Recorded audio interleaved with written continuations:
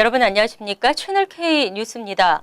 북한 인권의 참상을 알리고 고발하는 평화음악회가 6월 25일을 기념해 열립니다. 6.25에 참전했던 각 나라 대사들이 초청되고 함께 통일을 염원합니다.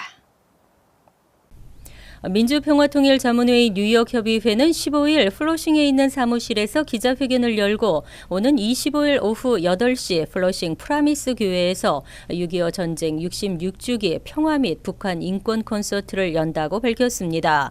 정재건 뉴욕평통회장은 이날 음악회는 북한 주민들의 인권 문제를 널리 알리는 기회라고 설명했습니다.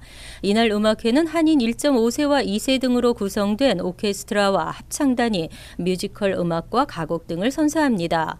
이어 오케스트라와 함께 150여 명의 어린이 합창단, 연합합창단이 한데 어우러져 아리랑과 우리의 소원은 통일 등을 부르며 통일의 염원을 전할 계획입니다.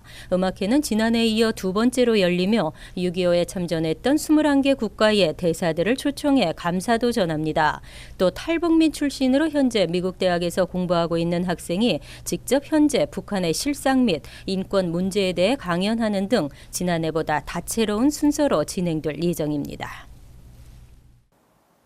수산업계의 고질적인 병폐, 엉터리 원산지 표기와 중량의 눈속임 문제 등이 시정됩니다. 수산물 중량 및 원산지 표기 법안이 상원을 통과했습니다.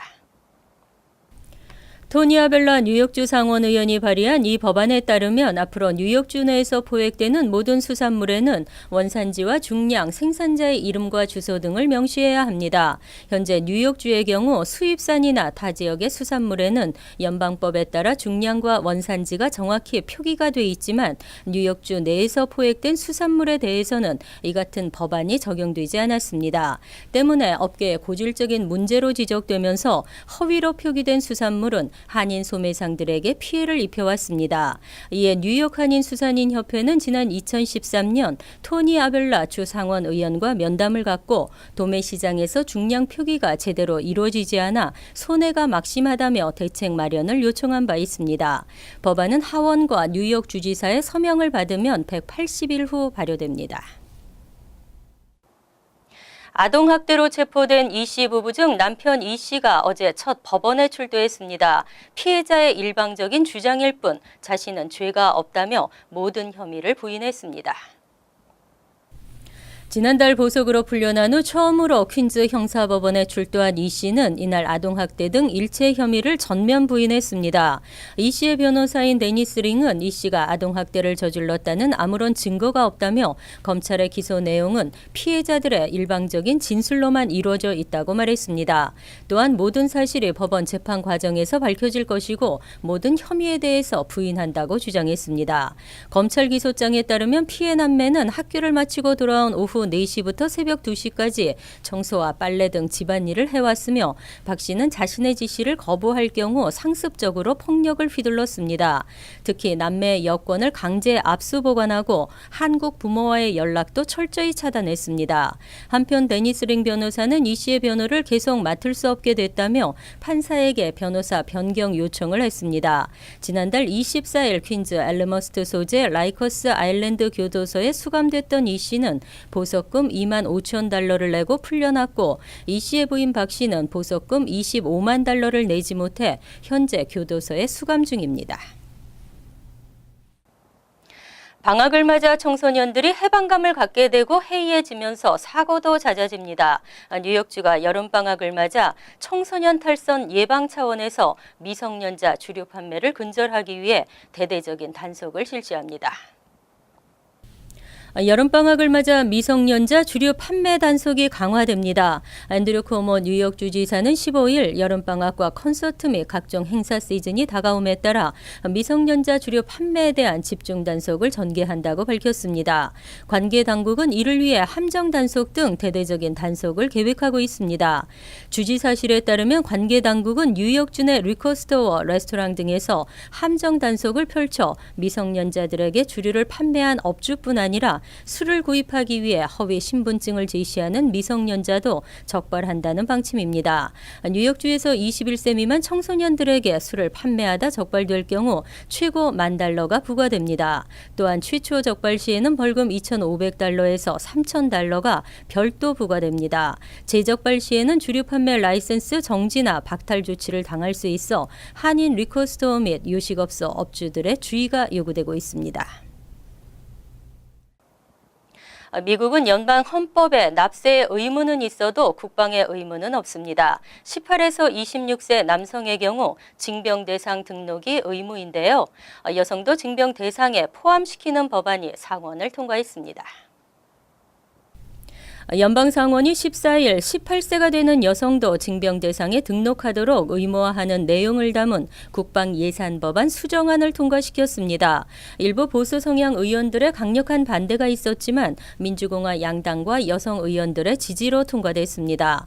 6,020억 달러 규모의 새 회계년도 국방예산안 일부에 포함된 법안은 민주공화 양당의 초당적 지지를 받았습니다. 상원은 곧 하원 군사위와 공동회의를 열고 법안 수정 작업을 거쳐 하원도 유사 법안을 표결에 붙이도록 촉구할 계획입니다. 현재 징병 등록 의무화 대상은 18에서 26세 사이 남성에게만 적용됩니다.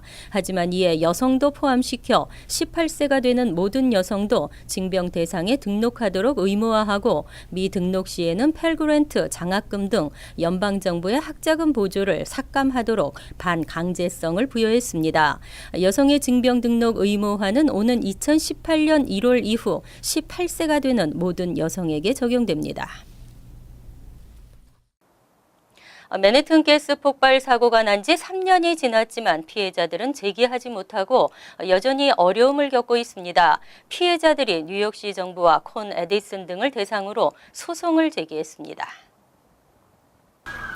맨해튼 이스트빌리지 가스 폭발 사고로 피해를 입은 인근 건물 세입자와 업주 등 36명이 뉴욕시 정부와 콘 에디슨, 한인 운영식당 스시파크, 그리고 불법으로 가스관을 연결했던 가스관 시공업체 등을 상대로 $1,700만 규모의 소송을 제기했습니다.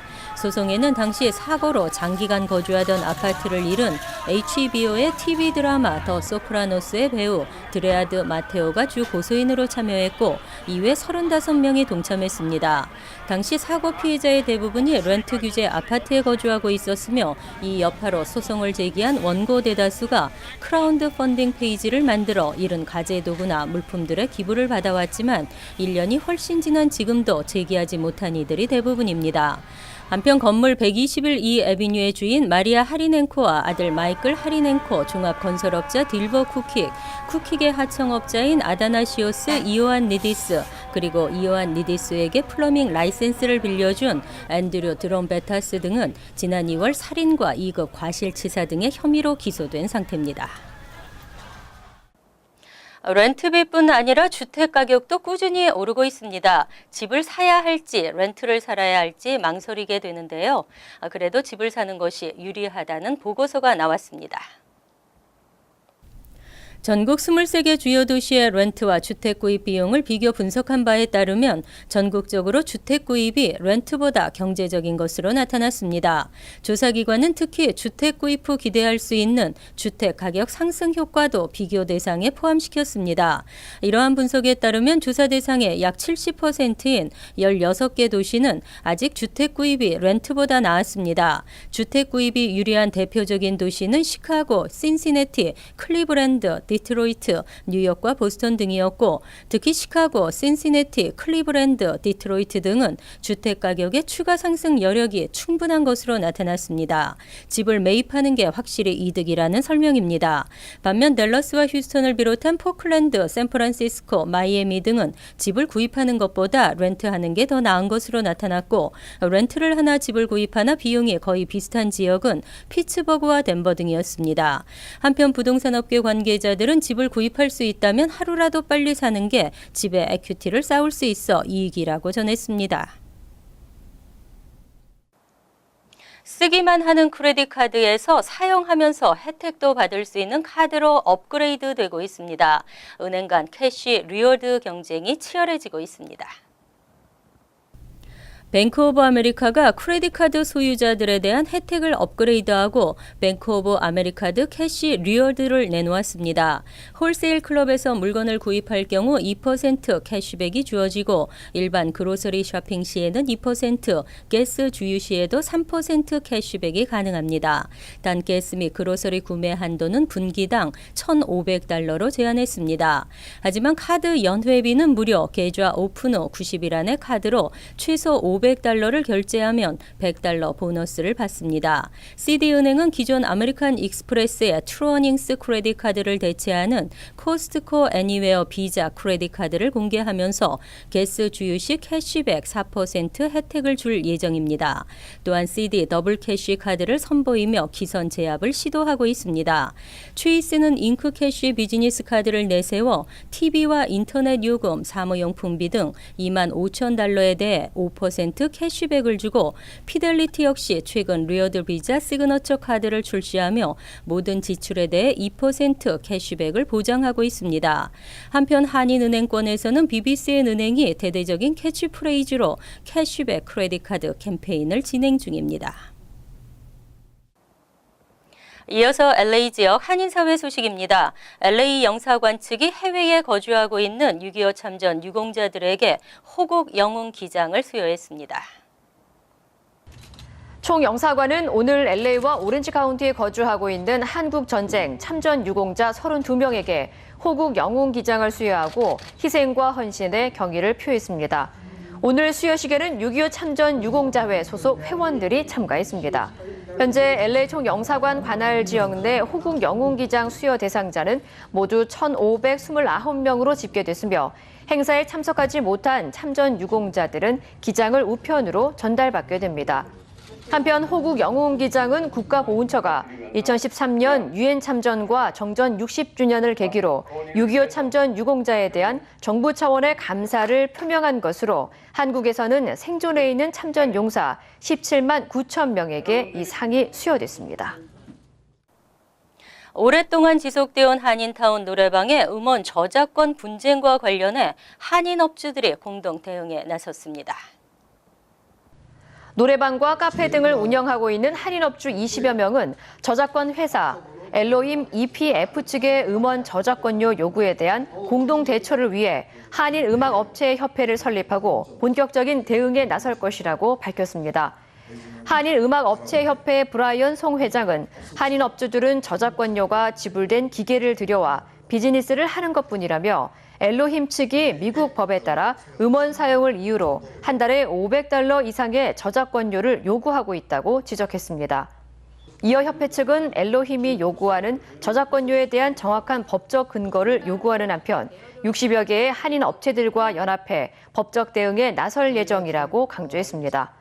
한편 오늘 협회 총회 현장에 직접 참석한 엘로힘 EPL 관계자들은 현재 노래방과 관련된 저작권은 크게 반주기기를 제조한 회사에게 부과되는 음원 복제권과 복제한 음원을 다시 업주들이 고객에게 제공하는 공영권으로 나뉘며 법적으로 이에 대한 사용료가 각각 부과돼야 한다며 협회 측과 원만하게 합의가 이루어지길 기대한다고 말했습니다. 월드리포트입니다. 팬더곰이 새끼를 낳았습니다. 검은 들창코 원숭이도 새끼를 낳으면서 멸종 위기 동물들에게 경사가 겹치고 있습니다.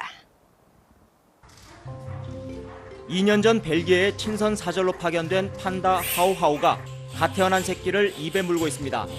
손바닥만한 크기의 털 하나 없는 새끼는 뭔가 못마땅한 듯 연신 낑낑거립니다. 벨기에는 오스트리아와 스페인에 이어 유럽에서 세 번째로 멸종 위기 중인 판다 번식에 성공했다며 크게 반겼습니다. 중국에서도 멸종 위기 동물들의 경사가 이어졌습니다. 판다에 이어 제2의 국보로 치는 검은 들창코 원숭이가 나무 위에서 새끼와 함께 주변을 경계합니다.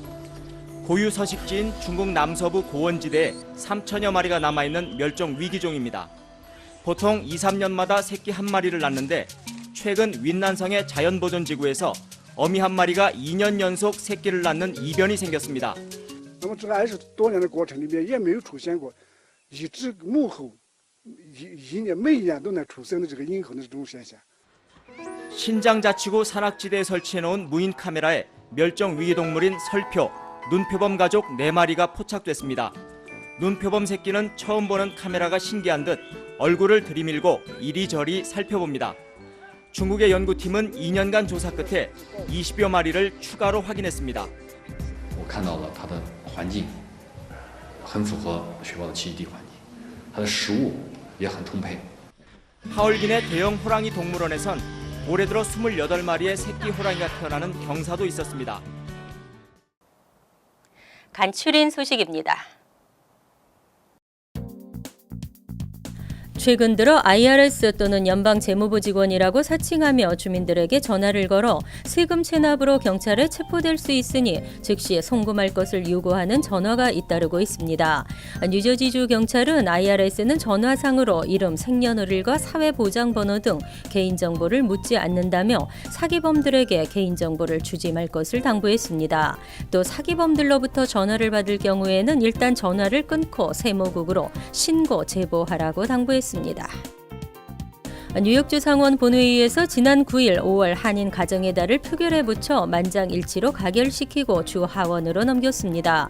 토니 아벨라 의원이 상정한 이 법안은 2013에서 2015년 3차례나 주 상원을 통과했지만 하원에서는 자동 폐기된 바 있습니다. 올해도 회기 마감을 앞두고 있어 통과에 관심이 모아지고 있습니다. 법안이 통과되면 매년 뉴욕주 의사당에서 5월 한인 가정의 달을 기념하는 이벤트가 열리게 됩니다.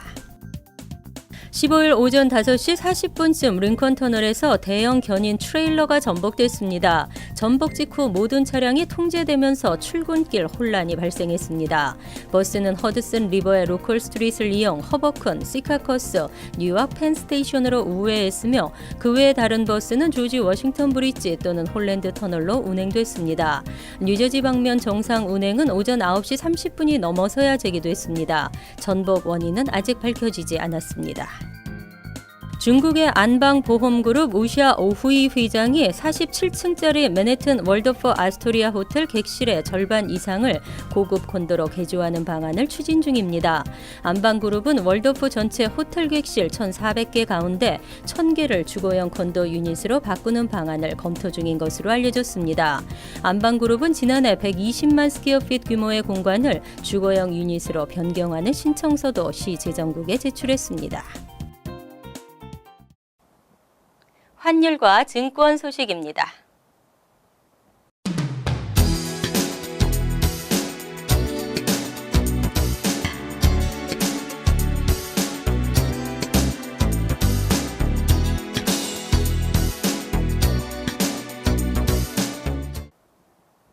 이어서 날씨입니다.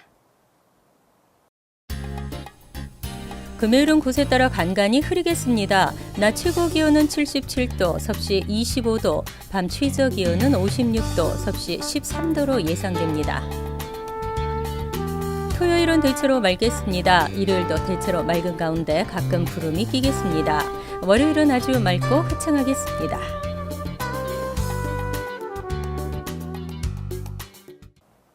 항상 여러분과 함께하는 채널K 뉴스 여기서 마칩니다. 편안한 하루 되시기 바랍니다.